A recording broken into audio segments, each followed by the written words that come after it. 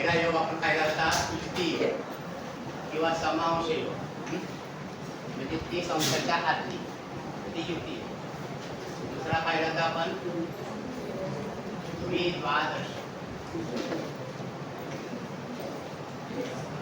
किंवा त्याला आपण म्हणतो एक राष्ट्रांतर.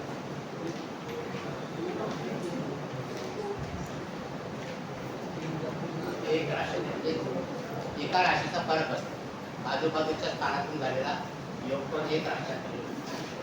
हा सुद्धा शुभ आणि अशुभ असतो.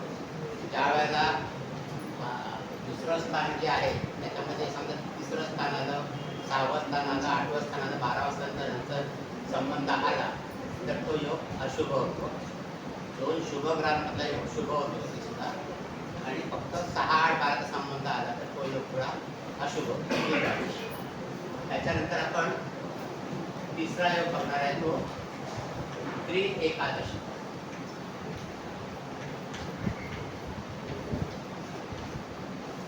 किंवा लाभ योग.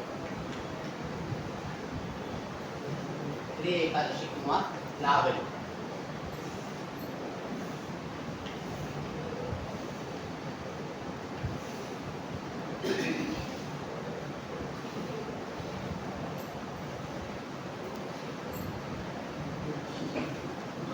युती योगामध्ये कोणत्याही एका स्थानाचा संबंध आहे, त्याच्यामध्ये 2 ग्रह असतात. दुसरा जो योग बघितला तिथे आजूबाजूच्या स्थानाचा संबंध असतो. म्हणजे प्रथम स्थान आणि द्वितीय स्थान, प्रथम स्थान किंवा व्यय स्थान, कुठल्या स्थानात आजूबाजूच्या स्थानाचा संबंध असतो. त्रिएकादशी म्हणजे एक राशी सोडून एक राशी सोडून म्हणजे 60 अंश आणि त्याच्या पुढे असा तो त्रिएकादशी. त्रिएकादशी योगामध्ये समजा एक ग्रह जर इकडे आहे, इथे जर ग्रह आहे तर त्याच्यापासून 3ऱ्या स्थानात इकडे ग्रह असेल किंवा 11व्या स्थानामध्ये इथे जर ग्रह असेल, म्हणजे कुठल्या स्थान मी आपलं प्रातिनिधिक म्हणून पहिलं स्थान घेतलंय, पहिल्या स्थानापासून 3ऱ्या स्थानात किंवा एकादशी स्थानात लाभयोग, म्हणून याला लाभयोग असं म्हणतात. कारण एक ग्रह याच्यामध्ये नेहमी त्या ग्रहापासून 11व्या स्थानामध्ये असतं. 11वं स्थान आपण नेहमी लाभयोग असं लाभस्थान म्हणतो, म्हणजे लाभयोग. म्हणून याला त्रिएकादशी म्हणजे 3रं स्थान किंवा एकादशी स्थान त्याच्यामध्ये जर ग्रह असेल त्या ग्रहापासून तर तो त्रिएकादश योग होतो. त्याचं सुद्धा त्यांनी त्रिएकादशीला 5 अंशाचा दीप्तांश दिला आहे. 5 अंशामध्ये सुद्धा पूर्णत्वाने हा योग फलद्रूप होतो. 5 अंशाचा दीप्तांश आहे. आता समजा ग्रह समजा इकडे असेल, इथे ग्रह असेल तर त्रिएकादशी योग कधी होईल? एक तर तो ग्रह इथे असेल, दुसरा म्हणजे इथून 3रं स्थान किंवा इथून 11वं स्थान इथे असेल तर तो त्रिएकादशी योग आपण म्हणतो. हा योग नेहमी शुभ असतो. त्रिएकादशी योग नेहमी शुभ असतो, कारण जो 11व्या स्थानातला ग्रह असतो तो नेहमी त्याच्या लाभयोगामध्ये असतो. तृतीय स्थानाचा योग तो पराक्रम स्थानामध्ये असतो. त्रिएकादशी योग म्हणजे तुमच्या कुंडलीमध्ये जितके लाभयोग असतील तितका तुमच्या कुंडलीचा दर्जा चांगला असतो, म्हणून कुंडली आल्यानंतर आपल्याला पहिलं बघायचं लाभयोग किती. जितके लाभयोग असतील तितका कुंडलीचा दर्जा चांगला असतो.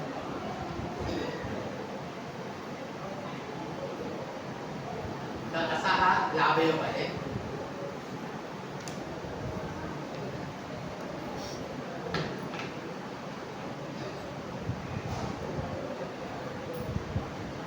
नंतर चौथा जो योग आहे त्याला केंद्र योग असतो. केंद्र योग किंवा चतुर्थ दशम योग. म्हणजे इथे एका ग्रहापासून दुसरा ग्रह 4थ्या स्थानात किंवा 10व्या स्थानात, 4थ्या स्थानात किंवा 10व्या स्थानामध्ये असतो. तर आता मग असं जर उदाहरण आपण घेतलं तर समजा ग्रह इकडे आहे तर याचा केंद्रयोग कोणत्या ग्रहांबरोबर होईल? याच्यापासून इथे जो ग्रह असेल म्हणजे हा 4th स्थानातला ग्रह इथून आणि हा 10म स्थानातला. या ग्रहाचा या ग्रहाबरोबर आणि या ग्रहाबरोबर केंद्रयोग होणार. या ग्रहाचा या ग्रहाबरोबर आणि या ग्रहाबरोबर केंद्रयोग होणार. आता केंद्रयोग म्हणजे दोन ग्रहांमध्ये 90 अंशाचं अंतर असतं, 90 अंश, आणि त्याचा सुद्धा दीर्घांश 5 अंश आहे, आपण 5 अंश. आता हा जो केंद्रयोग आहे हा शुभ पण असतो आणि अशुभ पण असतो. जास्त करून अशुभच असतो तो, पण तो केव्हा केव्हा शुभ सुद्धा असतो. आता याच्यामध्ये 2-3 प्रकार आहेत. केंद्रयोग एका ग्रहापासून चतुर्थ स्थानामध्ये किंवा 10व्या स्थानामध्ये ज्यावेळेला ग्रह असतो तेव्हा केंद्रयोग. आता हे केंद्रयोग करणारे ग्रह जर दोन्ही ग्रह शुभ ग्रह असतील तर ते फार अशुभ फळ निर्माण करणार नाही. दोन्ही जर शुभ ग्रह असतील, दोन्ही पापग्रह असतील तर मात्र ते खूप अशुभ फळ निर्माण करतात. दोन्ही पापग्रह असतील आणि पापग्रह शुभग्रह असतील तर ते मिश्र फळ निर्माण करतात, पण जास्त करून अशुभ फळ निर्माण करतात, अशुभ फळ निर्माण. हा एक मुद्दा झाला. दुसरा मुद्दा म्हणजे ज्या ग्रहाबरोबर केंद्रयोग होतोय त्याच्या चतुर्थ स्थानापेक्षा त्याच्या दशम स्थानातला ग्रह जर बलवान असेल तर तो आपल्या कारकत्वाप्रमाणे त्या योगाची फळं देईल. ग्रहामध्ये ज्या ग्रहाबरोबर चतुर्थ स्थानामधला जो ग्रह केंद्रयोग करतोय त्याच्यापेक्षा दशम स्थानामधला जो ग्रह बलवान केंद्रयोग करेल तो जर बलवान असेल तर त्या केंद्रयोगाचे फळ त्या दशम स्थानाचा जो ग्रह आहे त्याच्या कारकत्वाप्रमाणे शुभ अशुभ मिळतो. हा केंद्रयोग, ह्याचा हा पहिला नियम झाला. दुसरा योग म्हणजे केंद्रयोग जर केंद्रातून झाला, केंद्रातल्या स्थानातून झाला तर तो पहिल्या प्रकारचा, पहिल्या प्रतीचा केंद्रयोग. केंद्रयोग केंद्रस्थानात तो पहिल्या प्रतीचा केंद्रयोग असतो. दुसऱ्या प्रतीचा एक केंद्रयोग आहे तो कणपर स्थानात झालेला असतो.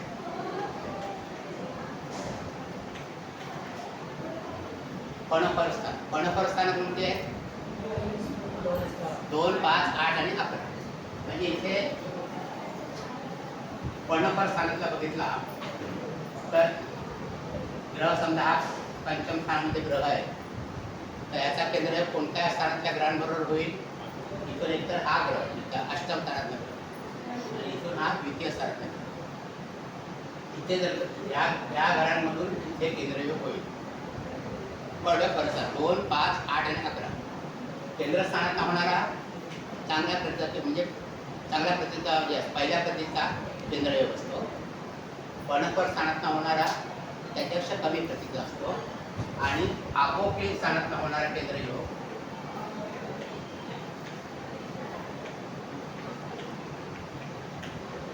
आपोक्लिक स्थानात होणारा केंद्रयोग हा त्याच्यापेक्षा कमी प्रतीचा असतो. म्हणजे केंद्रयोगामध्ये वर्गवारी केलेली आहे. केंद्रस्थानात केंद्रयोग होणारा प्रबळ असतो, त्याच्या खालोखाल कणपर स्थानात होणारा असतो आणि त्याच्या खालोखाल आपोक्लिक स्थान. आपोक्लिक स्थानात कोणती? 3, 6, 9 आणि 12. 3, 6, 9, 12 म्हणजे 1, 2, 1 बघा हे आपोक्लिक स्थान. 3, 6, 9 आणि 12 या स्थानामध्ये ज्यावेळेला केंद्रयोग होतो त्यावेळेला तो तिसऱ्या प्रतीचा केंद्रयोग असतो. जास्त तो इतका पॉवरफुल नसतो. आपण म्हणजे केंद्रयोग आपण पहिला बघताना 2-3 गोष्टी लक्षात घ्यायच्या की केंद्रयोग करणारे ग्रह कोणते आहेत, त्याच्यापैकी जो उत्तरेकडील ग्रह म्हणजे त्याच्या 10व्या स्थानातला जो ग्रह असतो तो किती बलवान आहे, नंतर केंद्रयोग कोणत्या स्थानात झालेलं आहे याचा आपण विचार करायला पाहिजे. केंद्रस्थानातून होतो आहे, कणपर स्थानातून होतो आहे की आपोक्लिक स्थानातून होतो आहे याचा आपण आपल्याला विचार करायला पाहिजे. केंद्रयोग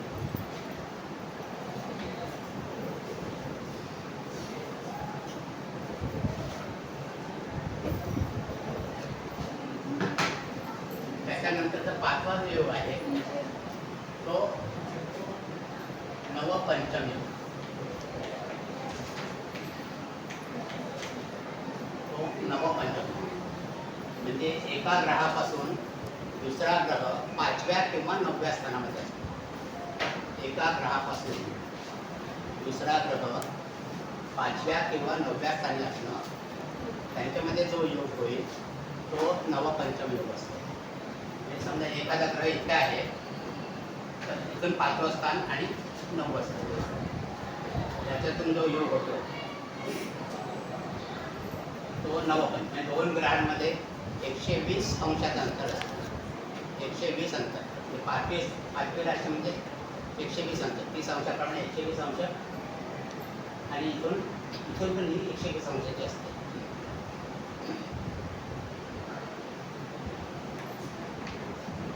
आता हा योग सुद्धा सर्वार्थाने शुभ असतो. कोणत्याही ग्रहात ना म्हणजे शुभग्रह असो पापग्रह असतो त्याचे अशुभ फळं मिळत नाही. त्याचं कारण काय? हा त्रिकोणातला योग आहे. दोन त्रिकोणांमधून योग होतो. कुठल्याच स्थानामध्ये झालं तर दोन त्रिकोण, त्या स्थानामधलं 5वं स्थान आणि 9वं स्थान, आणि त्रिकोण स्थानातला योग झाल्यामुळे त्याच्यातनं जे योग करणारे ग्रह असतात ते एकाच तत्वाच्या राशीमध्ये असतात. एकाच तत्वाच्या राशीमध्ये असल्यामुळे हा योग नेहमी शुभ असतो. कुठल्याही स्थानातून झाला तरी ते एकाच तत्वाच्या राशीत नव्हते. म्हणजे आपण जे 4 त्रिकोण पाहिले, अग्नी तत्वाचे, पृथ्वी तत्वाचे, वायू तत्वाचे आणि जल तत्वाचे, ज्या तत्वाचं त्रिकोण असेल, ज्या तत्वाच्या राशीमध्ये ग्रह असेल त्या तत्वाच्या दुसऱ्या तिसऱ्या राशीमध्ये पण तो योग होणार, नवपंचम योग. म्हणून हा सर्वार्थाने शुभ योग आहे. म्हणजे एकतर लाभयोग सगळ्यात शुभ आहे आणि हा नवपंचम योग सर्वार्थाने शुभ आहे. नवपंचम मग तो कोणत्याही ग्रहांमधला असला तरी तो अशुभ फळं देत नाही, चांगलीच फळं देतो, चांगलीच फळं देतो.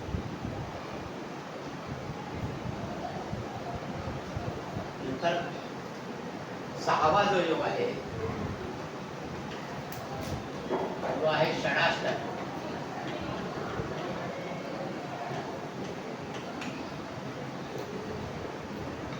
तो आहे षडाष्टक. जसा नवपंचम योग आणि लाभयोग तर सर्वार्थाने शुभ असतात, तसा षडाष्टक योग सर्वार्थाने अशुभ असतो. तो कोणत्याही स्थानातून कोणत्याही ग्रहातून झाला तरी तो अशुभ असतो.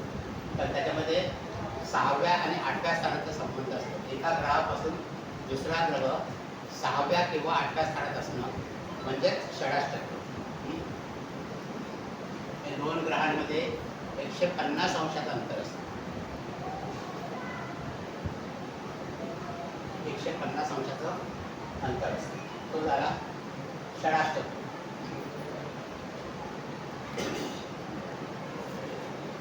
म्हणजे एका ग्रह, समजा एखादा ग्रह इथे आहे, इथे ग्रह, ते इथून 6वा कुठला होणार? हा, आणि 8वा होणार हा.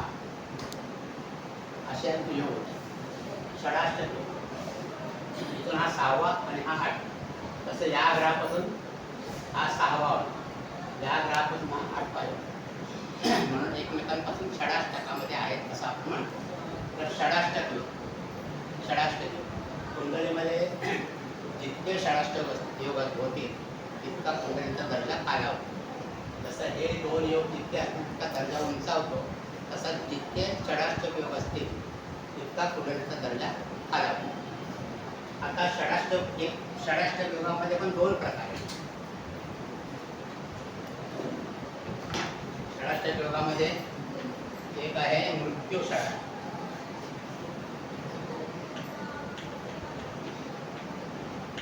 आणि दुसरं आहे प्रीती षडाष्टक.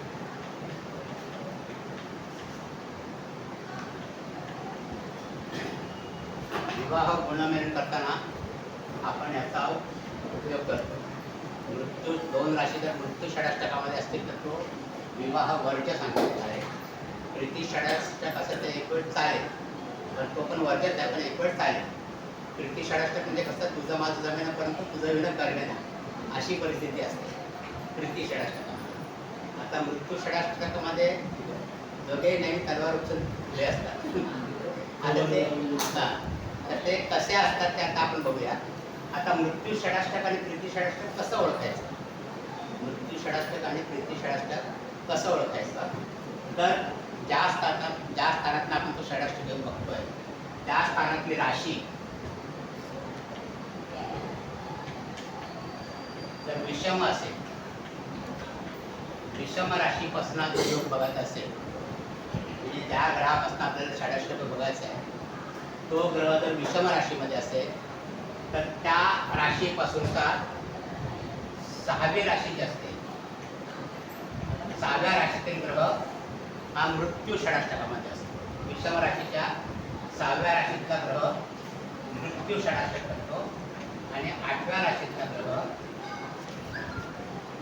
प्रीती षडाष्टक. आपण समजून घेऊ नंतर हे बरं. ज्या ग्रहापासून आपल्याला हा योग बघायचा आहे तो ग्रह जर विषम राशीमध्ये असेल, विषम राशी म्हणजे 1, 3, 5, 7, 9, 11 याच्यामध्ये असेल तर त्या ग्रहापासून 6वी राशी जी असते ती मृत्यू षडाष्टकाची असते आणि 8वी राशी जी असते ती प्रीती षडाष्टकाची असते. आणि याच्या उलट जर ग्रह समराशीमध्ये असते, त्या ग्रहापासून आपण बघतो की जर समराशी असेल तर याच्या उलट 6वी राशी जी असते ती प्रीती षडाष्टक आणि 8वी राशी असते ती मृत्यू षडाष्टक असते. जर ग्रह समराशीमध्ये असेल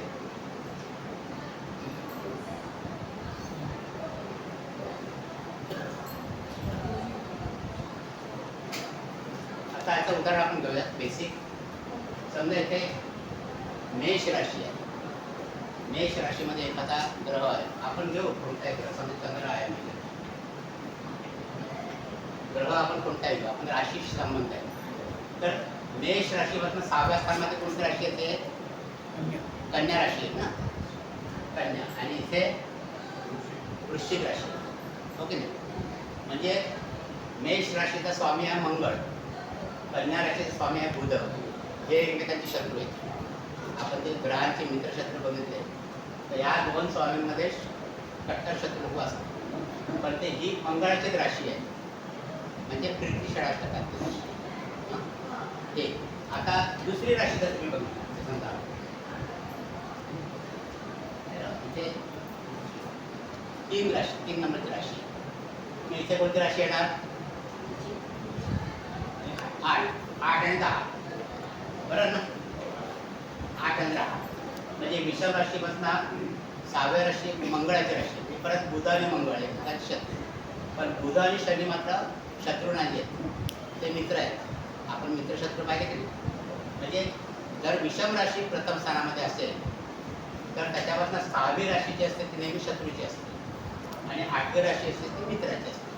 म्हणजे षडाष्टक योग अशुभच आहे, पण ही दगडापेक्षा वीट मोड तसं. म्हणजे हा प्रीती षडाष्टक. विवाह बघताना तर विषम राशीपासून 6वी राशी असेल, वधूवरांचे चंद्र समजा कोणाचा मिथुन आणि ते ह्याचा असेल तर ते मृत्यू षडाष्टक म्हणजे तो तिथे तुम्हाला पुढे बघायचंच नाही. मृत्यू षडाष्टक म्हणून वर्ज म्हणजे पुढची काय कारवाई करायला ते वर्ज म्हणून सांगते. अशी जी आपण बघू ते विवाहाचा विचार करतो. आणि 8व्या सारखा ग्रह हा प्रीती षडाष्टक म्हणजे जरा तरी तुम्हाला विचार करता येईल असं. आता इथे आपण विषम राशी पाहिजे, आता आपण समराशी बघूया. समराशी जर इथे असेल समजा, समराशी म्हणजे वृषभ धरणी, इथे कोणते येणार? तूळ. इथे तूळ येणार ना, आणि इथे धनु येणार. वृषभ राशीपासून 6वी आणि 8वी. आता समराशीतली 6वी प्रीती षडाष्टक आणि त्याचीच राशी, शुक्राचीच राशी.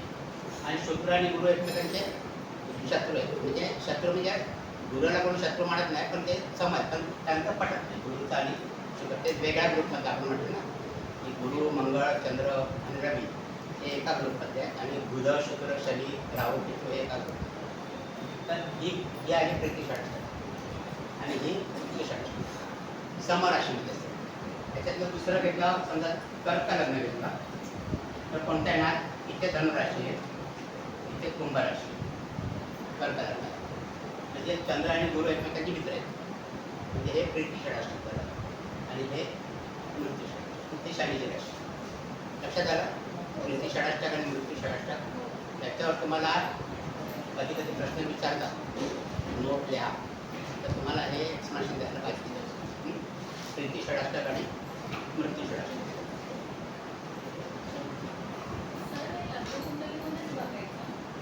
हो, लग्न कुंडली, लग्न कुंडली आपण लग्न कुंडलीचाच विचार करतो. लग्न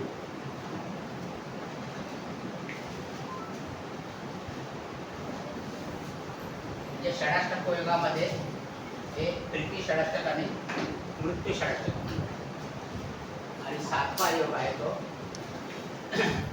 प्रतियोग. त्याला प्रतियोग म्हणतात किंवा समसप्तक योग.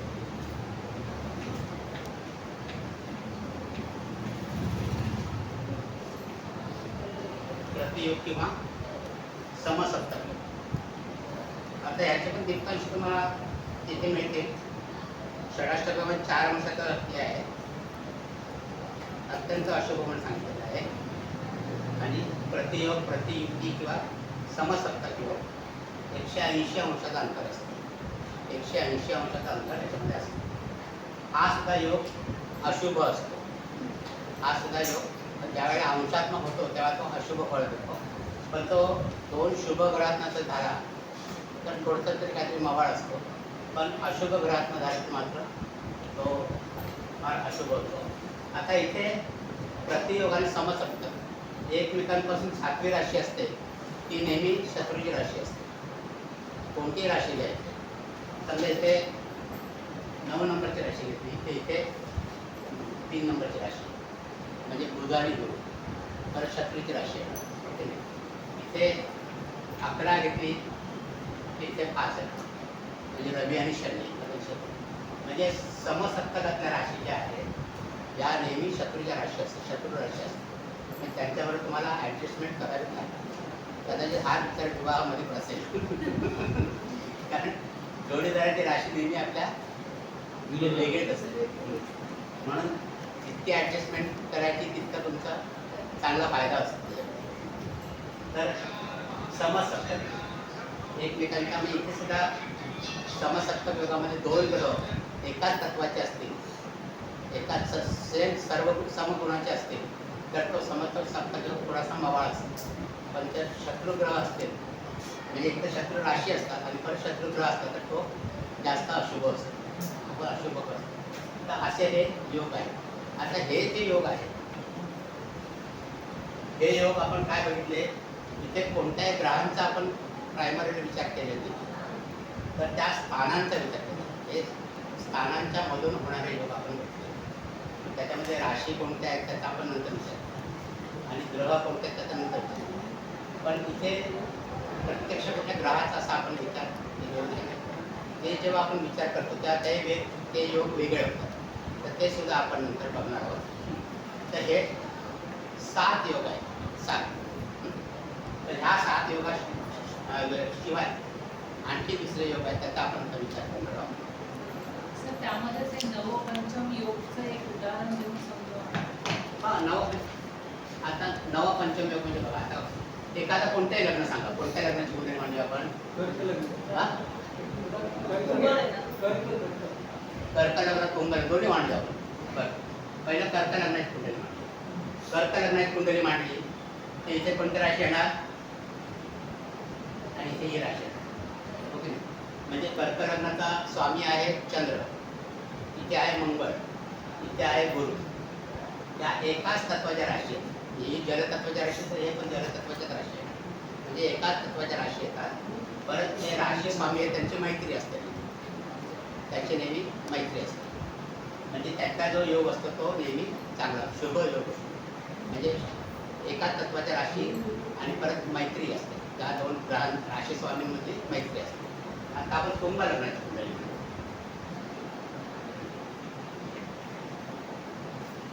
इथे आला 3, इथे आला 7. बरोबर, 3, 7, 11 तर ते कोण झाला शनीची राशी. आणि बुध शनीचा मित्र आहे, बुध शनीचा मित्र. ही पण वायू तत्वाची राशी, ही पण वायू तत्वाची राशी. इथे शुक्र, शुक्र सुद्धा शनीचा मित्रच आहे. आणि शुक्राच्या राशीमध्ये शनी उच्चीचा पण, म्हणजे ही सुद्धा त्या समान तत्वाची आणि मित्रग्रहांच्याच राशी आहे. म्हणजे कोणताही घेतलं नवपंचम तर ते मित्रग्रह आणि समान तत्वाच्या राशी आहेत. त्याच्यामुळे हा योग नेहमी शुभ असतो. हा योग नेहमी शुभ असतो. हे 7 योग सर स्थानावरून झाले ना, स्थानांवरून हे 7 योग स्थानांवर झाले, स्थानांवर. बाकीचे पण योग आहेत स्थानांवर, ते आपण आता बघणार आहोत.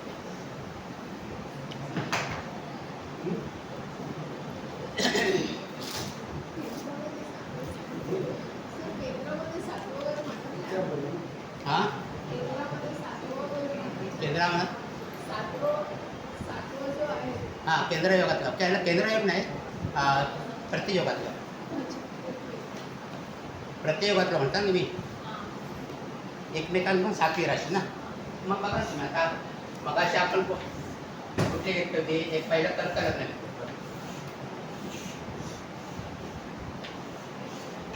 इथे कर्कलग्न घेतलं होतं आपण समोर घेऊ. 7व्या स्थानामध्ये मकर राशी आपण केंद्रयोग घेतो त्याच्यात ते केंद्रामध्येच आहे ना ते केंद्रामध्ये आपण हे एकमेकांकडून 7वी राशी आहे ना केंद्रयोग मध्ये एकमेकांपासून चौथ्या आणि चौथी आणि 10वी राशी.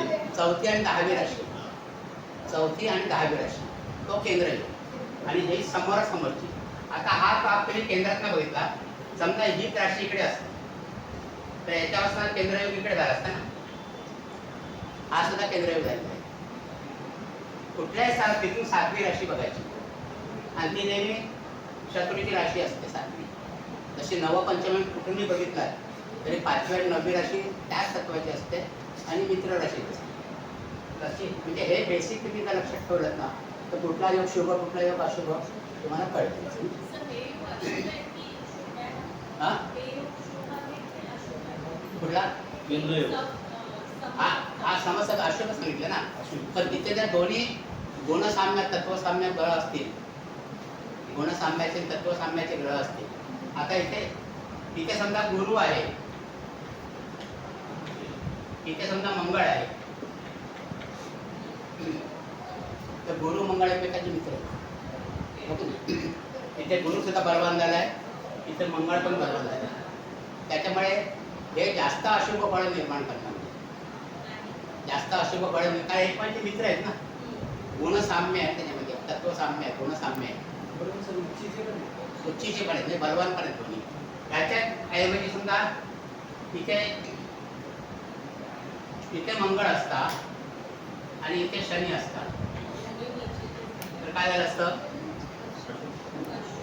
इथे दोन्ही एकमेकांचे शत्रू आहेत मंगळ आणि शनी ओके ना त्याच्यामध्ये मंगळ पण निश्चित झाला इथे शनी एक बलवान झालं स्वतःच्या राशीमध्ये म्हणजे यांच्यामध्ये युद्ध तुंबळ होणार म्हणजे हे अशुभ फळं मॅक्झिमम निर्माण करणार अशुभ फळं निर्माण करणार इथे जरी गुरु असता समजा इथे जरी गुरु असता तरी सुद्धा शुभ फळ नसते मिळाली कारण गुरु सुद्धा निश्चयच आहे गुरु पण निश्चित होणार ना ते मंगळ पण निश्चित आहे जरी दोघा एकमेकांचे मित्र असले तरी दोघंही बलहीन आहेत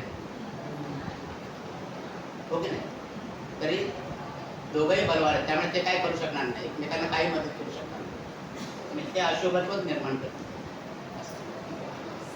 समजत हा शुभ अशुभ फळ देतो फक्त त्याची तीव्रता कमी होते हा बाकी शुभ फळ देत नाही शुभ फळ देते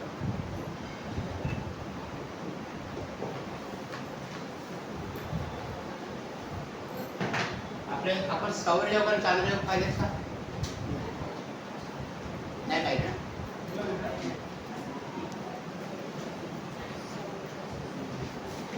त्याच्यावर आपण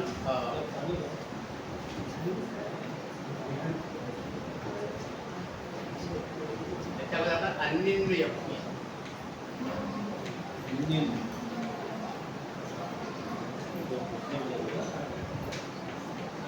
अन्य किंवा त्याला दुसरं नाव आहे परिवर्तन योग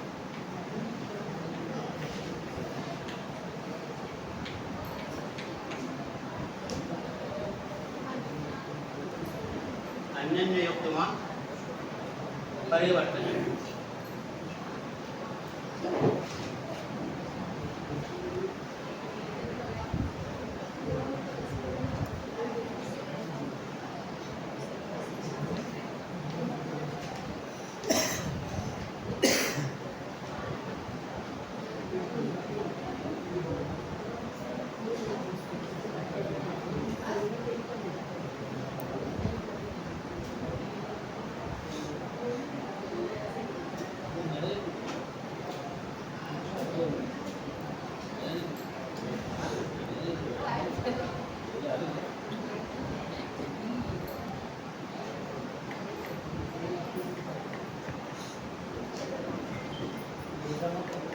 अन्य योग किंवा परिवर्तन योग आता इथे काय असतं याची एक अगोदर व्याख्या समजून घ्या.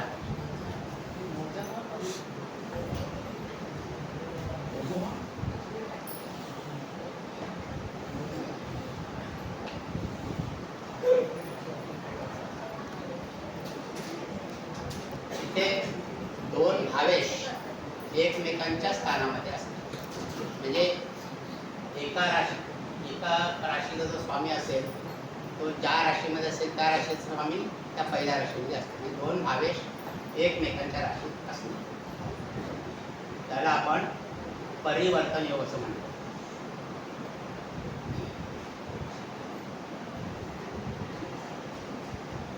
त्याला आपण परिवर्तन योग म्हणतो. आता परिवर्तन योग आपण इथे समजून घेऊ काय असतो. ही एक कुंडली म्हणतोय.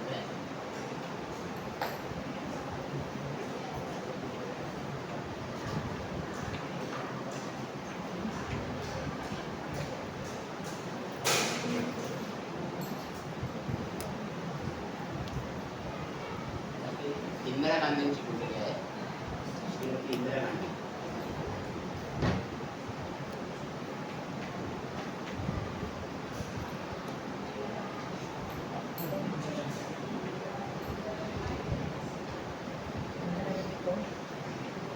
इंदिरा गांधी माहित नाही तुम्हाला?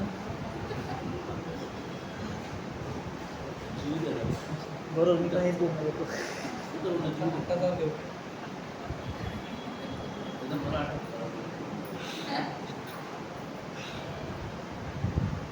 पत्रिकेत जीव देता जीव.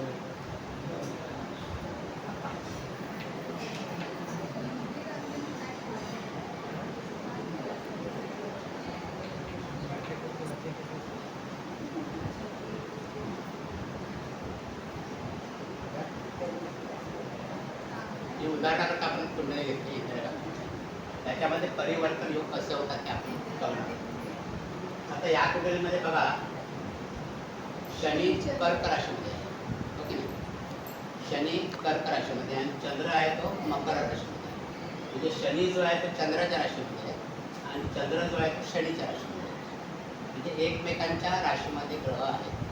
त्याच्यामुळे शनी आणि चंद्र यांच्यामध्ये परिवर्तन योग झालेला आहे किंवा अन्योन्य योग झाला आहे असं म्हणतात. म्हणजे एक भावेश ते दोन भावेश एकमेकांच्या राशीमध्ये असणं. याचं काय फळ मिळतं की जरी हे वेगवेगळ्या राशीमध्ये असले तरी ते स्वतःच्याच राशीमध्ये असल्यासारखे फळं देतात. आता इथे पण तसं बघायला तर शनी शत्रू राशीत आहे. तो काय चांगलं फळ देणार नाही असं आपण म्हणतो. पण चंद्र सुद्धा शत्रू राशीत आहे. जरी हे दोघंही शत्रू राशीत असले तरी एकमेकांच्या राशीत असल्यामुळे ते परिवर्तन योग करतात. परिवर्तन योग केल्यामुळे ते जवळपास स्वतःच्याच राशीत असल्यासारखे फळं देतात. परिवर्तन योग त्याला म्हणतात. तिथे आता आणखी कुठला परिवर्तन योग झालाय का बघा.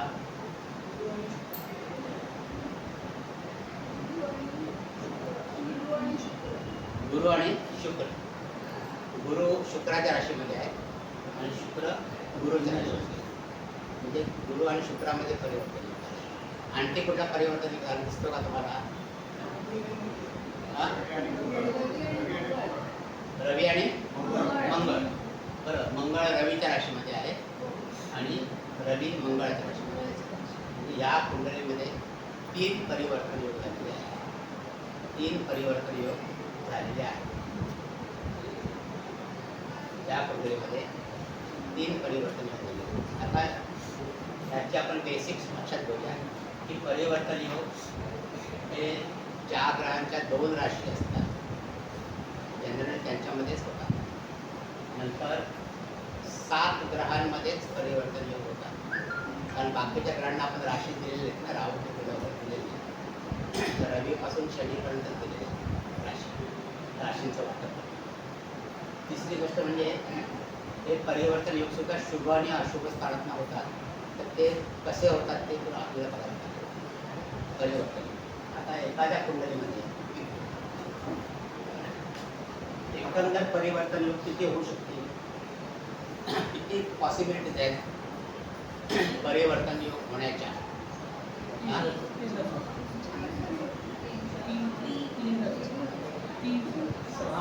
किंवा नाही टेक्निकली किती होऊ शकतात, किती होतात तो प्रश्न वेगळा. किती होऊ शकतात, किती प्रकारचे परिवर्तन योग होऊ शकतात? हा? अंदाज? आता परिवर्तन योग आपण बघूया. प्रथम स्थानात किती परिवर्तन योग होतील? 1 आणि 2, 1 आणि 3, 1 आणि 4, 1 आणि 5, 1 आणि 6, 1 आणि 7, 1 आणि 8, 1 आणि 9, 1 आणि 10, 1 आणि 11, 1 आणि 12. एकमेकांच्या रेषेत जाऊ शकतात ना. म्हणजे प्रथम स्थानात ना 11 होतील की नाही परिवर्तन योग होऊ शकतील. इथे होतात का प्रश्न वेगळा आहे. 11 प्रकारचे योग होऊ शकतात प्रथम स्थानात. पण द्वितीय स्थानात किती होतील? 10 प्रकारचे. कमी कमी करत नाही. तृतीय स्थानात 9 प्रकारचे. असं जर करत करत गेलात ना तर एकंदर 66 प्रकारचे परिवर्तन होतात. एकंदर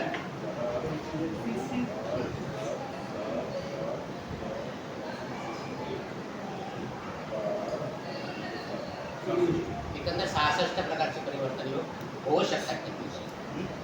66 प्रकारचे परिवर्तन योग असतात.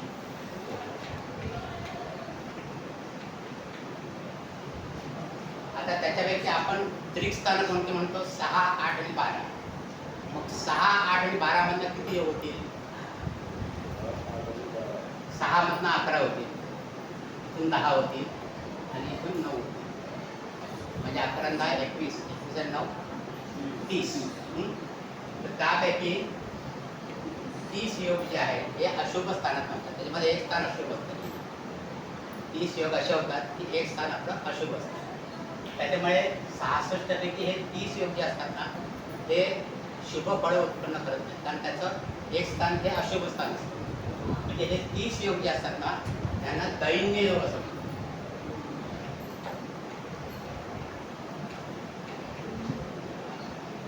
त्यांना दैन्य योग असं म्हणतात. आता हे जे दैन्य योग होतात त्याची फळं कशी मिळतात की ही वाईट फळं उत्पन्न करतात. दैन्य योग. बाकीचे परिवर्तन योग शुभ फळं उत्पन्न करतात, पण दैन्य योग जे असतात ते अशुभ फळं उत्पन्न करतात, वाईट फळं उत्पन्न करतात. तर असा जातक मत्सरी असतो, कृत्ये पापाचरणी असतात आणि दुसऱ्याला टोचून बोलणार असतात. असे ते योग असतात. आता इथे कुठला दैन्य योग झालाय का बाबा? इथे दैन्य योग झालेला आहे या कुंडलीमध्ये. हे शुक्र आणि गुरु मधला योग तो दैन्य योग झालेला आहे. तर 3 योग झालेले असतात परिवर्तन योग. तरी त्यापैकी गुरु आणि शुक्राचा योग आहे तो दैन्य योग झालेला आहे. म्हणजे हा योग जो आहे तो शुभ फळ उत्पन्न करणार नाही. हा योग आहे तो शुभ फळ उत्पन्न करणार नाही. आणि त्याच्यात थोडा मत्सरी असतो. तिसरा आणि इंदिरा गांधी तुम्ही बघितलं वर्तन वगैरे तर ते साधारण दिसतं असेल ना, मत्सरीपणा, दुसरा टाकून बोलणं, असा योग आहे. बरं हा योग अशुभ फळ उत्पन्न करतो. म्हणजे इंदिरा गांधींना जेल झाली पुन्हा त्यावेळेला त्यांना शुक्रामध्ये गुरुची अंतर्दशा होती. म्हणजे हे दोन्ही त्या दोन्ही ग्रहांची महाराष्ट्र अंतर्दशा असताना सुद्धा त्यांना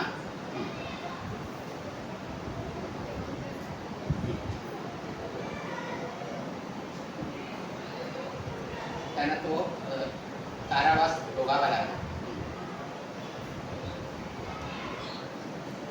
नंतर तसा बघायला गेला तर हा आपण आपल्याला अशुभ दिसतात दोन्ही ग्रह, पण तो केंद्रात न झालेला आहे, ते अशुभ स्थान आहे. त्यामुळे यांनी त्यांना चांगली फळं दिली. या योगाने चांगली फळं दिली, या योगाने पण चांगली फळं दिली. फक्त हा योग तिसरा योग जो होता त्याने मात्र त्यांना अशुभ फळं दिली. त्याप्रमाणे त्याची फळं दिली. आता जसे हे 6, 8, 12 त्या स्थानातले 30 योग होतात. म्हणजे 6 मधनं 11, त्याच्यातनं 9 आणि ते 8, 30 योग त्यांना दैन्य योग असं म्हणतो. आणि तृतीय स्थान आपण त्रिषड्या असं म्हणतो. हे सुद्धा अशुभ स्थान सांगतो. तर तृतीय स्थानात किती योग होतील? 8 होतील.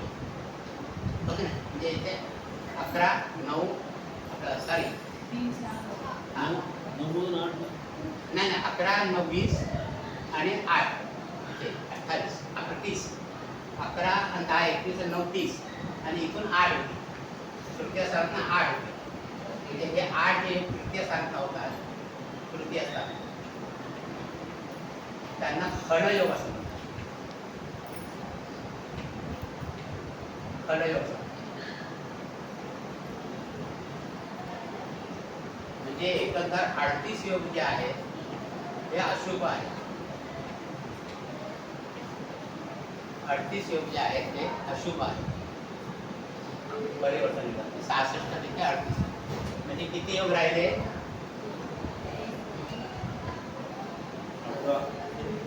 28 योग राहिले ना.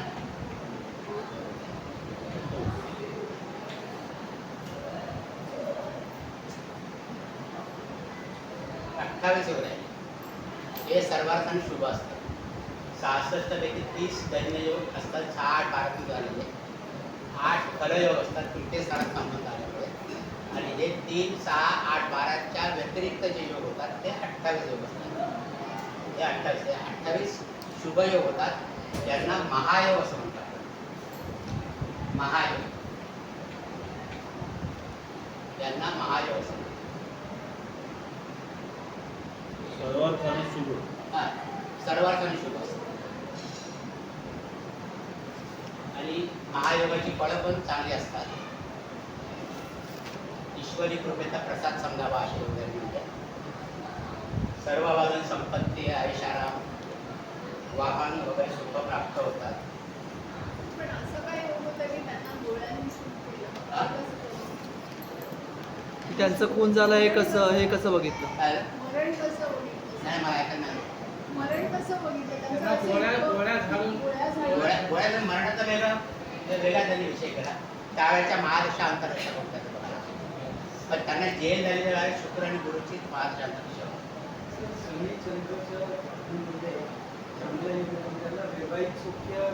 हा, ते बाकीच्या गोष्टी आहेत त्या आपण काही डिस्कस करायच्या नाही. बाकीच्या खूप गोष्टी आहेत त्याच्यात. हा, बाकीच्या खूप गोष्टी आहेत. हा. हो, पण त्या वेगळ्या गोष्टी आहेत. आपण आता फक्त अन्यन्य योगाचा विचार करतो. अन्यन्य योग, अन्यन्य योग म्हणजे जे शुभ अन्यन्य योग झाले 2, त्याच्यामुळे त्यांना आयुष्याने आयुष्य मिळालं, संपत्ती मिळाली, प्रतिष्ठा मिळाली, हे सगळं झालं त्याने. फक्त ह्या योगामुळे त्यांना जेलमध्ये लावलं. हा. पण त्यांनी इथे तर मरणकारक स्थानात बघायचं नाही. इथे त्यांनी अन्यन्य योग केलेले आहे. योग बघायचे इथे त्यांनी अन्यन्य योग केल्यामुळे इथे शनी मकर राशीतच समजायचा आणि चंद्र कर्क राशीतच समजायचा. कारण दोन्ही ग्रह आपापल्या राशीमध्ये आहेत असंच समजायचं. असं समजूनच पुढे चतुर्भुज. हा हा, असा हा अन्यन्य योग आहे. फक्त हे शुभ स्थानात झाले पाहिजे. शुभ स्थानात झाले पाहिजे. आणि असे शुभ स्थानात एकंदर 28 योग आहेत. अन्यन्य योग 28 प्रकारचे, त्यांना महायोग असं म्हणतात. महायोग. आता कोणत्याही पत्रिकेमध्ये जास्तीत जास्त 3 योग होणार, त्याच्यापेक्षा जास्त योग होणार नाही. त्याचं कारण म्हणजे काय? हे योग 7 ग्रहात नव्हतात. 7 ग्रहांच्या जोड्या 3च होतात. 3.5 जोड्या होतात, पण त्या 3च धरायच्या आपण जोड्या. त्याच्यामुळे 3च अन्यन्य योग होणार. त्याच्यापेक्षा जास्त अन्यन्य योग कोणत्याही पत्रिकेमध्ये होणार नाही. ते मॅक्झिमम योग पिढी झाले, त्यातला पण एक योग फुकट गेलेला आहे. तर हे असे अन्यन्य योग. त्यांना जितके अन्यन्य योग चांगले असतील, महायोग असतील, तितका कुंडलीचा दर्जा चांगला असतो.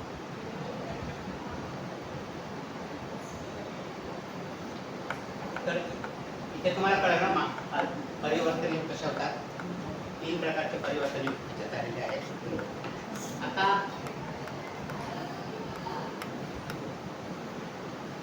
इथे महायोग हा शब्द आला आहे म्हणून आपण दुसरं पण आणखी विचार करूया. इथे महायोग आहे, एक महाभाग्य योग आहे. आणि हे परीक्षेमध्ये विचारतात.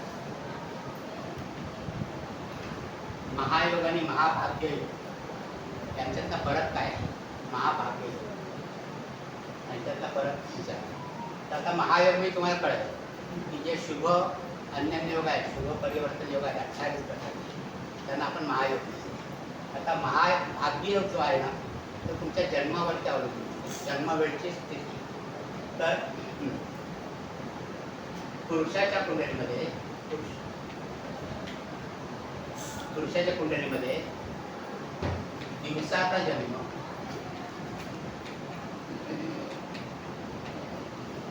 आता इथे दिवसाची व्याख्या कशी, सूर्योदयापासून सूर्यास्तापर्यंत म्हणजे दिवस. जन्म दिवसा असतात आणि लग्न रवी आणि चंद्र हे विषम राशी.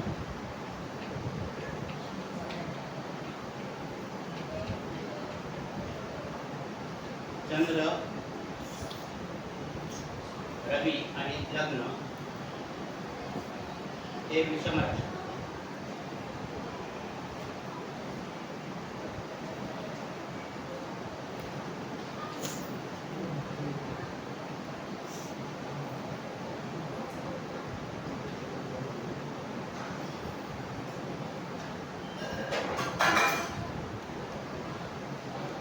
असतील तर तो महाभाग्य योग पुरुषाच्या कुंडलीमध्ये. आणि स्त्रीच्या कुंडलीमध्ये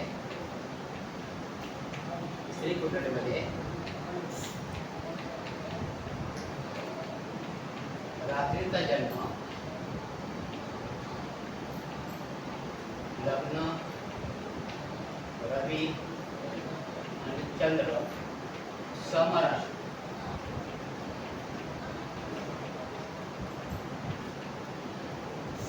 समराशी असतील तर तो महाभाग्य योग.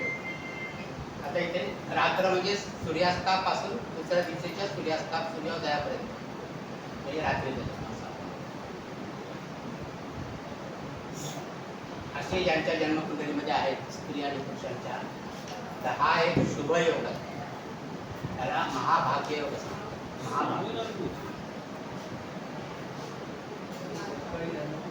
महाभाग्य सूर्योदयानंतर झालं. हा? सकाळी सूर्योदयानंतर जन्म व्हायचा. सूर्योदयापासून सूर्यास्तापर्यंत म्हणजे दिवसाचा जन्म. आणि रात्रीचा जन्म म्हणजे सूर्यास्तापासून दुसऱ्या दिवशीचे सूर्योदयापर्यंत तो रात्रीचा जन्म. स्त्रीच्या कुंडलीमध्ये लग्न रवी आणि चंद्र हे समराशीमध्ये पाहिजे. पुरुषाच्या कुंडलीमध्ये लग्न रवी चंद्र हे विषम राशी. तर महाभाग्य योग होतो. हा पण एक अतिशय शुभ योग आहे, चांगली पळत होतो. राजीव गांधींच्या पत्रिकेमध्ये हा योग आहे. हे बऱ्याच जणांच्या असतो, तर राजीव गांधींच्या पत्रिकेमध्ये आहे. यशवंतराव चव्हाणांच्या पत्रिकेमध्ये आहे, पण थोडक्यात अर्थ झाले, संधी अर्थ झाले. त्यांचा सूर्यास्ताच्या वेळेचा जन्म.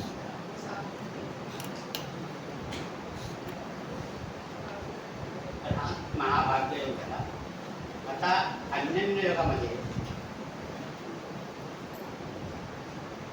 जसा राशी परिवर्तन योग आपण म्हणता येते.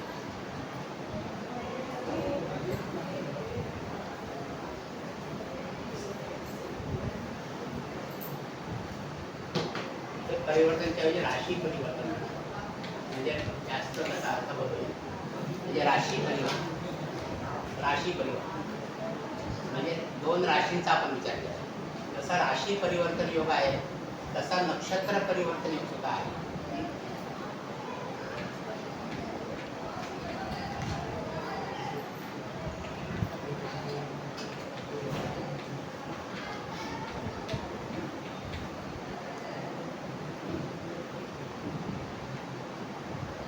नक्षत्र परिवर्तन योग सुद्धा आहे. या योगामध्ये जसं राशीमध्ये बघितलं, एक ग्रह ज्या राशीमध्ये असतो त्या राशी स्वामी पहिल्या ग्रहाच्या राशी म्हणजे राशी दोन राशींचं परिवर्तन. इथे राशींच्या ऐवजी नक्षत्रांचं परिवर्तन. एक ग्रह ज्या नक्षत्रात आहे, ज्या ग्रहाच्या नक्षत्रात आहे, तर त्या ग्रहात तो ग्रह पहिल्या ग्रहाच्या नक्षत्रात असतो. आपण समजून घेऊ. तिथे पण एक कुंडली म्हणतोय, त्याच्यानंतर म्हणजे लक्षामध्ये येईल नक्षत्र परिवर्तन योग काय असतं.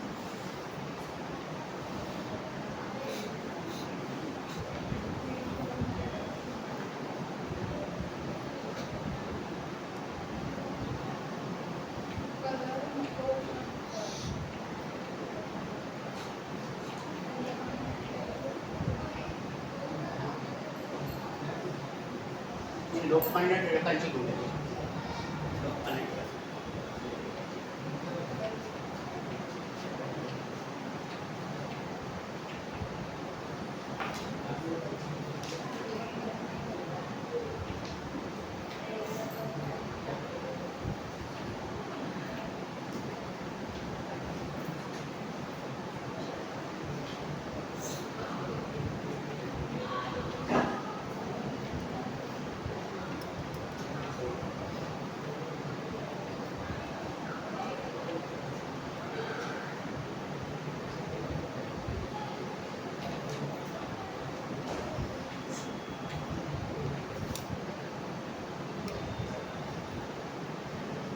आता नक्षत्र परिवर्तन योग बघायचं म्हणजे आपल्याला ग्रहांच्या अंशाला ग्रहांचे अंश असले तर आपल्याला नक्षत्र कळायचं नाही.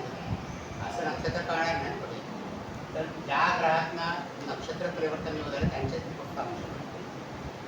तिथे बुध आहे 24 अंशावरती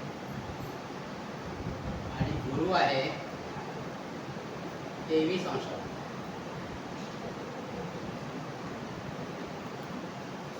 बुध आहे 24 अंशावरती आणि गुरु आहे 23 अंशावरती.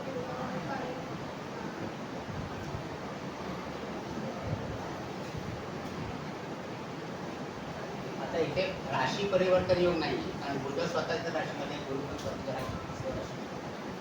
राशी परिवर्तन योग इथे नाही आहे. परंतु नक्षत्र जर बघितलं तर इथे गुरु कोणत्या नक्षत्रामध्ये आहे? हा, इथे कोणत्या नक्षत्रामध्ये आहे? रेवती नक्षत्रामध्ये. रेवती नक्षत्र कोणाचं आहे? बुधाचं आहे. आणि ते बुध कोणत्या नक्षत्रामध्ये आहे? तर पुनर्वसू नक्षत्रामध्ये आहे. आणि ते आहे गुरुचं. पुनर्वसू नक्षत्र गुरुचं आहे.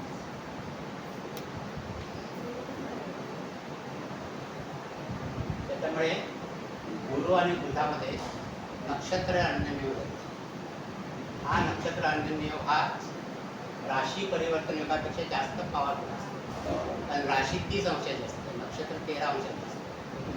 13 अंश 20 करायचं. त्याच्यामुळे हा योग जो असतो तो जास्त सूक्ष्म असतो, नक्षत्र परिवर्तन. आता लोकमान्य टिळकांच्या कुंडलीमध्ये 9 आणि 12 स्थानातना नक्षत्र अंजन योग आहे. नक्षत्र त्याच्यामुळे त्याचं फळ काय मिळालं त्यांना? 9वां स्थान त्याच्याकडे फक्त आपण मोठे ग्रंथ, आपण मोठे ग्रंथ आणि 12वां स्थान कारावास, म्हणजे मंडाऱ्याच्या तुरुंगात असताना त्यांनी गीता रहस्य केलं लोकमान्य टिळकांनी. म्हणजे हा त्यांना नक्षत्र अंजन योगाचा पहिली नक्षत्र अंजन. बुध आणि गुरु 9 आणि 12 स्थान. 9 मध्ये आपण मोठे ग्रंथ, मोठे ग्रंथ आपण आणि 12 वाजता कारावास असतात. त्यांचा ज्यावेळेला कारावास झाला होता, मंडाऱ्याच्या तुरुंगात होते, त्यावेळेला तुरुंगामध्ये गीता रहस्य.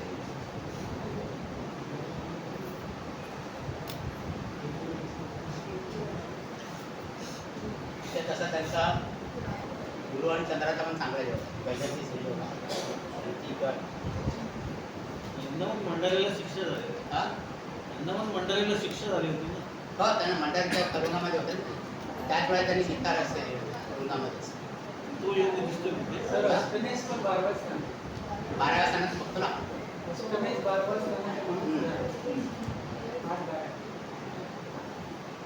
तर असं परिवर्तन योगामध्ये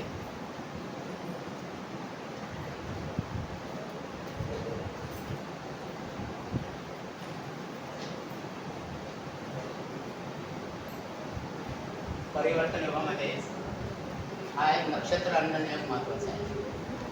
राशी परिवर्तन योग आपण नेहमी बघतो, पण त्याच्यापेक्षा सूक्ष्म हा नक्षत्र अंजन योग आहे. तुम्हाला कधी कधी प्रश्न विचारतात, एखादी कुंडली देतात, त्या कुंडलीतले समग्र ग्रहयोग घ्या, तर जितके जितके तुम्हाला तिथे सापडतात तितके ग्रह तुम्हाला द्यायचे.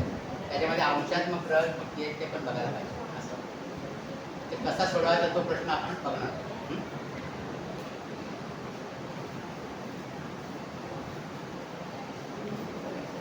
हे योग झाल्यानंतर आपण काही ग्रहांची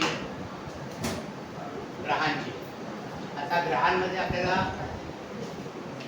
रवी हा ग्रह सगळ्यात महत्वाचा आहे. आपल्याकडे आपला तो ऊर्जेचा कारक आहे. तर रवीला आणि चंद्राला आपण फार महत्त्व देतो. त्यामुळे या ग्रहांचे सेपरेट योग दिले जातात. या ग्रहांचे जे योग होतात ते सेपरेट योग दिले. तर रवीपासून जे योग होतात त्यांना सौर योग असतात. आपण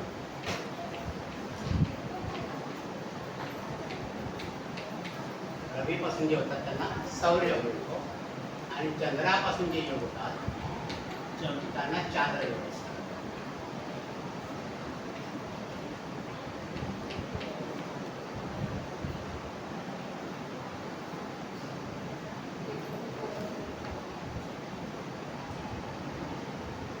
रवीपासून जे योग होतात त्यांना सौर योग होतात आणि चंद्रापासून जे योग होतात त्यांना चांद्र योग असतात. म्हणजे महत्वाचे योग आहेत. आता ते पण तुमच्या स्थानांवरचा अवलंबून. पहिला रवीपासूनचे योग बघूया आपण.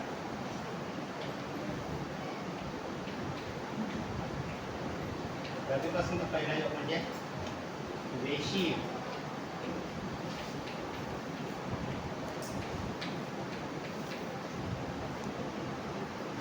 वेशी योग म्हणजे रवीच्या द्वितीय स्थानी चंद्राशिवाय एखादा ग्रह असेल तर चंद्र नाही, चंद्राशिवाय एखादा ग्रह असेल म्हणजे रवीच्या धनस्थानी, रवीच्या द्वितीय स्थानी किंवा रवीच्या धनस्थानी चंद्राशिवाय इतर ग्रह असतात. वेशी नावाचा योग होतो. वेशी. आता द्वितीय स्थानी जर शुभ ग्रह असेल तर तो शुभ वेशी आणि पापग्रह असेल तर अशुभ वेशी. असे दोन प्रकार आहेत वेशीमध्ये, शुभ वेशी आणि अशुभ वेशी. हा? कसा ओळखायचा? सांगतो ना. रवीच्या द्वितीय स्थानी किंवा रवीच्या धनस्थानी चंद्राशिवाय जर एखादा ग्रह असेल तर तो वेशी योग होतो. हा जो ग्रह आहे तो जर शुभ ग्रह असेल तर तो शुभ वेशी होतो. पापग्रह असेल तर अशुभ वेशी योग होतो. आता हे वेशी ग्रहाचं फळ कसं असतं तर असा जातक नशीबवान असतो. रवीच्या धनस्थानी शुभ ग्रह असला असा जातक नशीबवान असतो, सुखी असतो आणि त्याला प्रसिद्धी मिळते.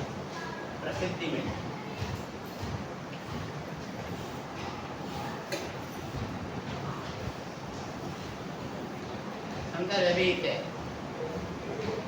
आता रवीच्या धनस्थानी म्हणजे 11 स्थानी चंद्राशिवाय, चंद्र नको, चंद्राशिवाय एखादा ग्रह असेल तर तो वेशी योग करतो. इथे जर शुभ ग्रह असेल तर शुभ वेशी, पापग्रह असेल तर अशुभ वेशी. शुभ आणि अशुभ. पापग्रह असेल तर अशुभ. चंद्र नसावा त्याच्याबरोबर. चंद्राशिवाय, चंद्र असेल तर ते योगाचे फळ कमी होतं. म्हणजे रवीचे योग बघताना चंद्र नको आणि चंद्राचे योग बघताना रवी नको. एवढं लक्षात ठेवा. आणि कुठं त्याला वेशी योग असं नाव झालं. वेशी. आता ह्याच्यात दुसरा योग तर वाशी योग आहे. ह्याच्यात दुसरा योग आहे त्याला वाशी योग. आता वाशी आता उदयाला आली. हे पहिल्यापासून योग आहे. म्हणजे रवीच्या व्ययस्थानामध्ये, रवीपासून 12व्या स्थानामध्ये चंद्राशिवाय एखादा ग्रह असेल तर वाशी योग.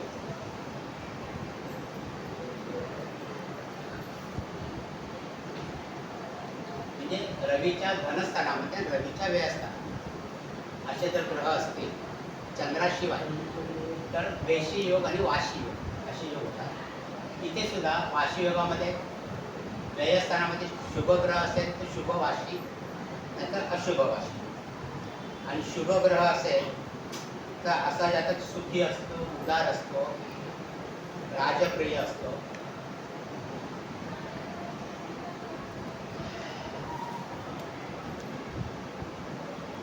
वाशी योग म्हणजे वेशी आणि वाशी. आणि तिसरा योग आहे, तिसरी कॉम्बिनेशन काय येणार तर उभयाचली. उभयाचली म्हणजे रवीच्या दोन्ही बाजू, द्वितीय स्थानामध्ये आणि व्ययस्थानामध्ये, धनस्थानामध्ये आणि व्ययस्थानामध्ये चंद्राशिवाय एखादा ग्रह असेल तर उभयाचली योग होतो. असा ज्याचा उत्तम वक्ता असतो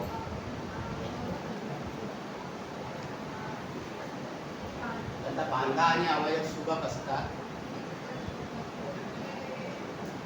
धनवान आणि कीर्तिवान असतो,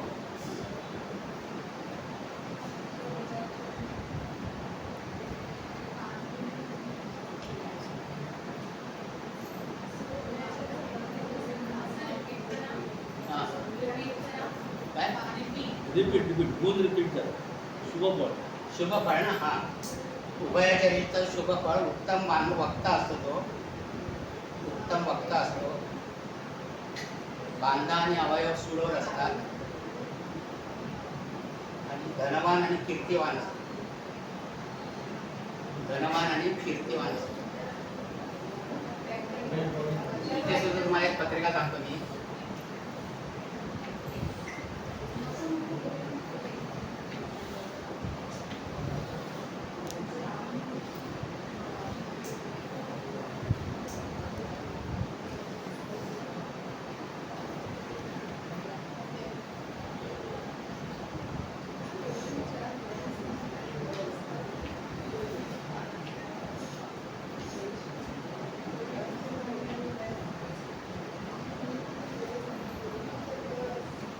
मराठी शाळेत कर्कलग्नाच्याच पत्रिका मांडतो. एक पंडित जवाहरलाल नेहरूंची पत्रिका आहे.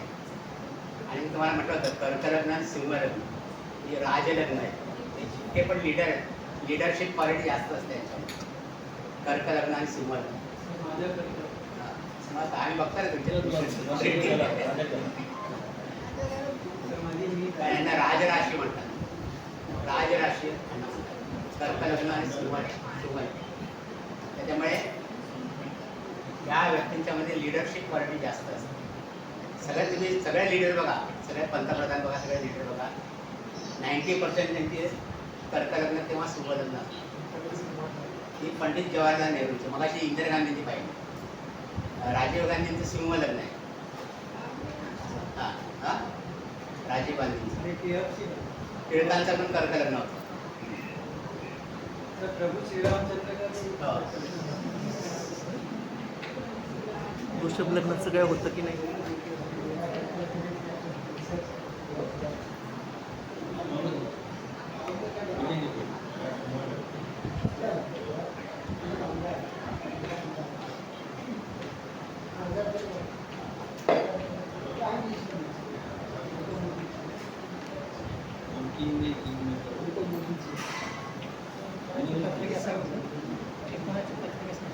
की पंडित जवाहरलाल नेहरू. आता ही पत्रिका बघा, त्याच्यामध्ये रवीच्या धनस्थानात पण शुभग्रह आहे, रवीच्या व्ययस्थानात पण शुभग्रह आहे. ओके नाही? म्हणजे शुभ बेशी झालाय, शुभ वाशी झालाय, उभयाचरी योग पण चांगला झालेला आहे. पंडित जवाहरलाल नेहरू उत्तम वक्ता होते, बांधा चांगला होता, उंच सरशील होता, धनवान होते आणि धनवान होते. सगळ्या क्वालिटी होत्या त्यांनी, सगळ्या क्वालिटी. म्हणजे रवीचे जे योग झाले त्यांनी भरभरून केलं. इथे ऑब्झर्वेशन केल्यानंतर ना आणखी पण मी एकदम पुस्तकामध्ये हा योग वाचला. कुंडलीमध्ये रवीच्या आजूबाजूला, रवीच्या मागे पडे म्हणजे मागील आणि पुढील स्थळामध्ये ज्या वेळेला तिन्ही शुभग्रह असतात, तिन्ही शुभग्रह असतात किंवा शुभग्रह, चंद्र इथे शुभग्रह होणार नाही. का होणार नाही? चंद्र जरी शुभग्रह असला तरी चंद्र शुभग्रह का होणार नाही इथे? येस, अमावस्या. चंद्र कसा असतो तळाला? तिथी बलहीन क्षीण असते, म्हणून तो शुभग्रह होत नाही. मग इथे शुभग्रह कोणतं होतं तर बुध, गुरु आणि शुक्र हे तीन ग्रह शुभग्रह होतात. चंद्र शुभग्रह होत नाही आणि तो किती बलवान नसतो. तर रवीच्या आजूबाजूला हे तिन्ही ग्रह असतील तर अशा व्यक्ती जन्मतः श्रीमंत असतात किंवा त्यांचं बालपण अगदी झाडाखोडात गेलेलं असतं. कुठलीही पत्रिका बघा, रवीच्या आजूबाजूला म्हणजे हे आडाखे लक्षात ठेवा. म्हणजे उद्या तुम्ही जर काय कन्सल्टेशन सुरू केलं तर असा एखादा वाक्याचं टाकलं की समोरच्याला इम्प्रेशन जास्त पडतं. अरे बरोबर सांगितलं. हा? आजकाल बऱ्याचशा मुलांच्या पत्रिकेतही तुम्हाला हे योग दिसते. का? तर आई वडील भरपूर कमावून ठेवतात. बघा तुम्ही ऑब्झर्वेशन करा. पूर्वीच्या पत्रिका बघा आणि आजकालच्या मुलांच्या पत्रिका बघा, हे प्रमाण तुम्हाला जास्त दिसेल आजकालच्या मुलांच्या पत्रिका. कारण जन्मतात म्हणजे आई वडील सगळे आता आई वडिलांची जबाबदारी कळली, मुलांच्या तगारी केलं. पूर्वीच्या काळी तसं नव्हतं. असं मुलं कमावली, मोठी झाल्यावर कमावली असं. तर पूर्वीच्या काळी हा योग दुर्मिळ बघायला मिळाला, हल्ली जास्त बघायला मिळतो. तुम्ही बघा तुमच्या आता पत्रिका आल्या की हे सगळं लक्षात घ्या तुम्ही, कुठले कुठले योग बघायचे, कसे कसे बघायचे. तर असं होऊ शकतं आई बापाने पैसा कमवून ठेवला, आई वडिलांचा पैसा कोणाला मिळणार? म्हणून ते गृहिताचे ते असं किती असं होईल. नाही, बहुतेक कुंडल्यांमध्ये तुम्हाला वियोग दिसतील. आत्ताच्या कुंडल्यांमध्ये, पूर्वीच्या कुंडल्यांमध्ये एवढा प्रकर्षाने दिसायचे नाही त्याचे.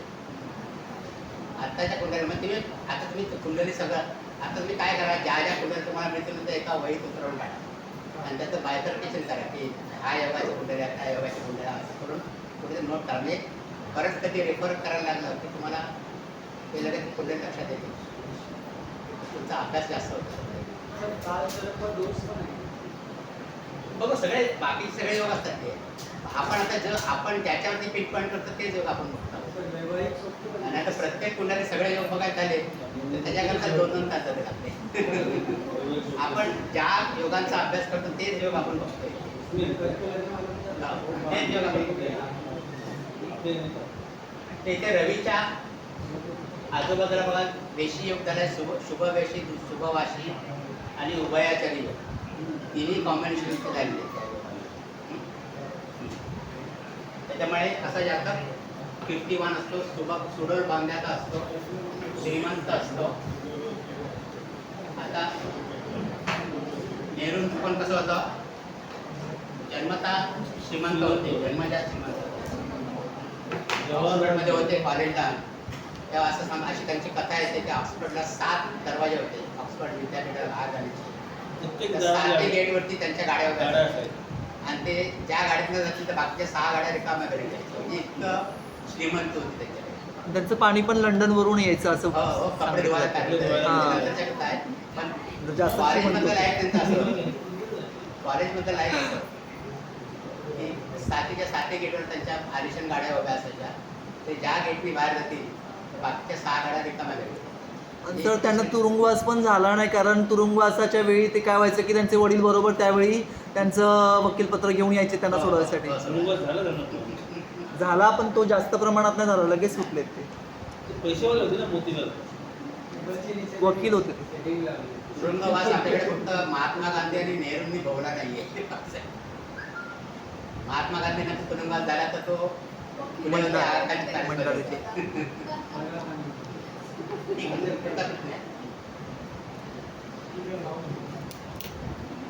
नंतर आणखी एक योग आहे. आता हा रवीचे योग झाल्यानंतर चांद्र योग आपण बघणार आहोत. रवीचे एवढेच योग आहेत. रवीचे 3 योग आहेत.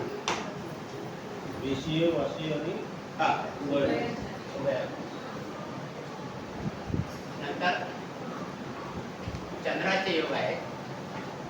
पहिला योग आहे तो सुनफा योग.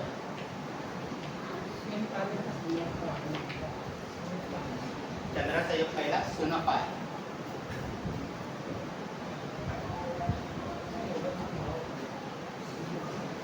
म्हणजे चंद्राच्या द्वितीयामध्ये धनस्थानामध्ये रवी शिवाय, इथे चंद्राशिवाय होता, इथे रवी शिवाय इतर ग्रह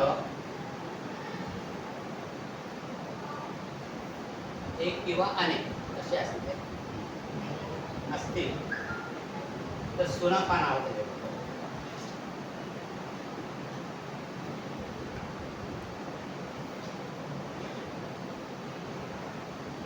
आणि हे जर शुभ ग्रह असतील तर त्याची फळं काय मिळतील की जातक स्वतः धन मिळेल, स्वतः धन मिळेल, धन स्वतः मिळेल, धन अर्जित करेल, श्रीमंत असेल, उत्तम कीर्ती असेल त्याची,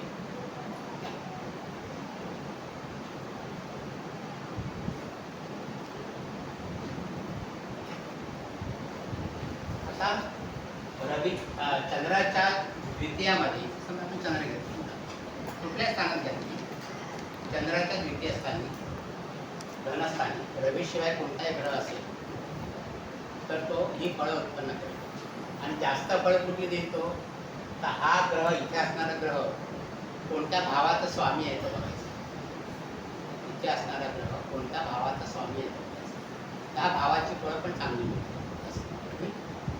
असं नंतर दुसरा योग आहे तो इथे म्हणजे चंद्राच्या द्वितीय स्थानामध्ये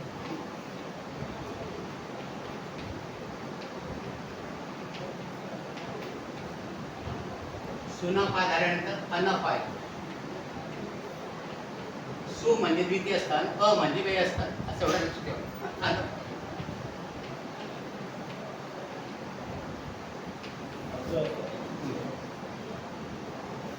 अनफा आहे चंद्राच्या व्ययस्थानी रवी शिवाय एखादा ग्रह असेल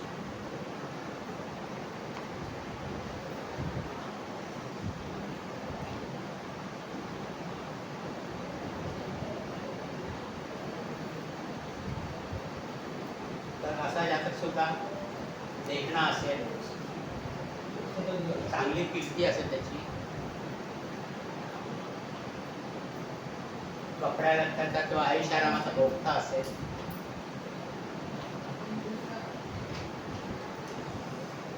आयुष्य आरामाचा भोगता असेल परंतु अशा जातकांना आयुष्याच्या शेवटी विरक्ती येते कारण व्ययस्थान हे मोक्षस्थान आहे मोक्ष शेवटचं स्थान मोक्षाचं स्थान पण शेवटच्या आयुष्याच्या शेवटच्या आयुष्यामध्ये विरक्ती येते म्हणजे सुनफा झाला अनफा झाला आणि तिसरा योग आहे तो दूरधरा योग दूरधरा योग म्हणजे 2 आणि 12 दोन्ही ठिकाणी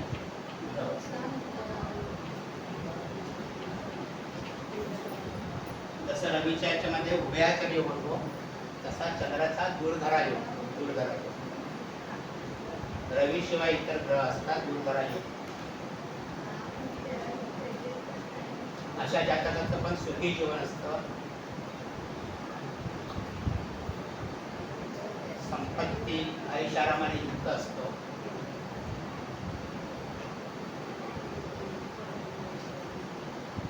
म्हणजे चंद्राच्या या तिन्ही योगांमध्ये जातक हा संपत्तीवान बोला बाहेर बोला चंद्राच्या तिन्ही योगामध्ये जातक हा संपत्तीवान असतो सुखी असतो फक्त त्याची जी बलवत्ता आहे संपत्तीवान किती असेल सुखी किती असेल म्हणजे कोणते ग्रह आहेत त्यांच्या बलवत्तेवर अवलंबून असतं तर व्ययस्थानी धनस्थानी पण बलवान ग्रह असतील तर ते जास्त प्रमाणात मिळेल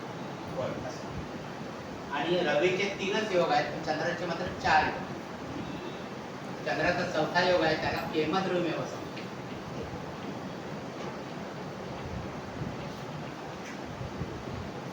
म्हणजे 2 आणि 12 स्थानी ग्रह नसणे दुसऱ्या आणि 12 स्थानी ग्रह नसणे चंद्राच्या पुढे आणि मागे कोणताही ग्रह नसणे त्याला केमद्रुम योग असतो हा योग मात्र अशुभ योग आहे केमद्रुम योग असा जातक दुःखी असतो दुःखी असतो दुसऱ्यावर अवलंबून राहणारा असतो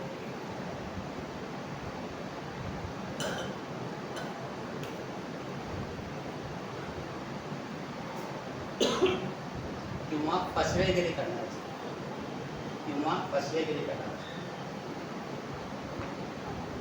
केमद्रुम योगामध्ये आता या योगाला एखादी उतारा दिलेला आहे की असा जरी केमद्रुम झाला तरी चंद्राच्या केंद्रामध्ये चंद्राच्या केंद्रस्थानी म्हणजे इथे चंद्र आहे त्याचे केंद्रस्थान कोणते ना 1 2 3 किंवा लग्नाच्या केंद्रस्थानी जर ग्रह असेल तर केमद्रुम योगाचा भंग होतो.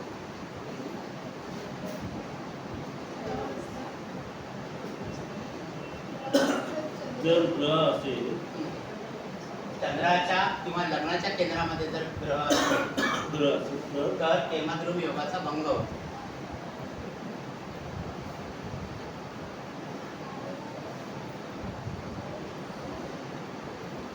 बरोबर. आता चंद्राचे 4 योग आपण बघितले. रवीचे 3च योग पाहिले. रवीचा केमद्रुम योग का होत नाही?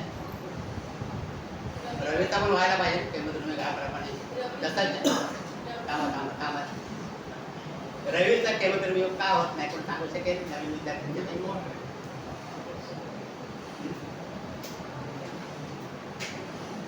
काय लॉजिक असेल त्यामागे? रवीचा केमद्रुम योग का होत नाही? Any guess? सर चंद्र हा बोला बोला. चंद्र वनाचं कारण आहे म्हणून नाही म्हणून जशी चंद्राची पोझिशन असते चंद्राच्या मागे पुढे कुठलाच ग्रह आहे त्यावर केमद्रुम योग. मग असा रवीचा केमद्रुम योग का होत नाही? कारण तो जास्त हीट वाला ग्रह आहे. बुध आणि शुक्र जवळ असतो. बरोबर तुम्ही त्याला जवळपास आलात त्याच्या. कारण रवीच्या नेहमी जवळ बुध असतो. कारण बुध हा रवीपासून जास्तीत जास्त 28 अंश जाऊ शकतो. म्हणजे तो मागच्या किंवा पुढच्या स्थानामध्ये असणार. त्याच्यापेक्षा लांब जातो. शुक्र जरी करून जाऊ शकतो कारण तो 45 अंशापर्यंत 45 बुध जो आहे तो रवीपासून जास्तीत जास्त 28 अंश दूर जातो. बाकी पुढे असणार म्हणजे कुठेतरी असणार ना. म्हणजे रवीचा केमद्रुम योग कधी होत नाही. म्हणून रवीचा त्याने 3च योग दिले. चंद्राचे 4 योग. चंद्राचे 4 योग. तर आता अजून पण चंद्राचे योग आहेत. तर आता आपण पुढच्या वेळेला बघू. त्याच्यात कोणाला काय डिफिकल्टी? योग खूप आहे. फक्त तुम्ही ते लक्षात ठेवायचे. किती असतील अजून आपल्याला नावास योग बघायचे. ते 32 प्रकारचे. तर योग किती असतील? हा? योग किती असतील? योग बघायला तर 1000च्या वर योग. लाखोच्या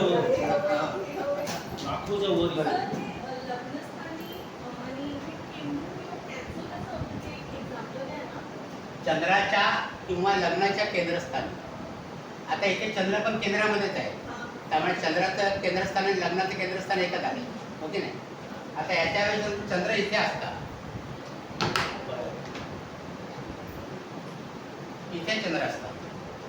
तर चंद्रापासून केंद्रस्थान कोणते आले असतील? 5, 8 आणि 11. ही केंद्रस्थानं चंद्रापासून असतील. म्हणजे चंद्रापासून या स्थानामध्ये ग्रह असतात तो केमद्रुम योगाचा भंग होतो. आणि हे लग्नस्थान आहे म्हणून या स्थानी या स्थानी या स्थानी किंवा या स्थानी इथून आहे पण या स्थानामध्ये म्हणजे लग्नाच्या केंद्रस्थानात इथे जर ग्रह असेल तर केमद्रुम योगाचा भंग होतो. पण तुम्ही जर लॉजिकली बघायला गेलात तर असं एखादा ग्रह असणार ना नवग्रहामध्ये.